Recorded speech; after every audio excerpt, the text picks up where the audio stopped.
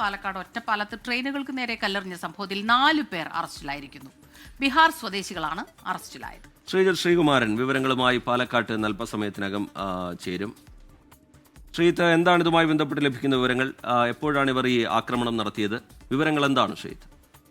ഇക്കഴിഞ്ഞ 18-നാണ് TK ഇത്തരത്തിലൊരു ആക്രമണം നടക്കുന്നത്.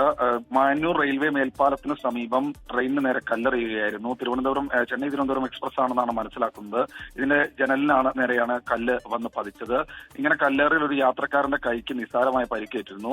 അങ്ങനെയാണ് റെയിൽവേ പ്രൊട്ടക്ഷൻ ഫോഴ്സ് ഒരു വിപുലമായ അന്വേഷണം നടത്തിയത്. ആ സമയത്തുണ്ടായിരുന്ന ആളുകളുടെ ടവർ ലൊക്കേഷനൊക്കെ കേന്ദ്രീകരിച്ച് നടത്തിയ അന്വേഷണത്തിലാണ് ഏറ്റവും ഒടുവിൽ ഈ 4 പേരിലേക്ക് എത്തുന്നത്. ബീഹാർ സ്വദേശികളായ അമിത് കുമാർ, ഭോലാകുമാർ, രത്തീർ കുമാർ എന്ന 3 പേരാണ് ഇപ്പോൾ അറസ്റ്റിലായിരിക്കുന്നത്. എന്തായാലും ഈ പ്രതികളുടെ മോട്ടീവ് എന്താണ്, ഉദ്ദേശം എന്തായിരുന്നു എന്നതിനെ കുറിച്ചുള്ള ചോദ്യം ചെയ്യൽ ഒറ്റപ്പാലത്ത് ട്രെയിനിനു നേരെ കല്ലെറിഞ്ഞ 4 പേരാണ് ഇപ്പോൾ പിടിയിലായിട്ടുള്ളത്.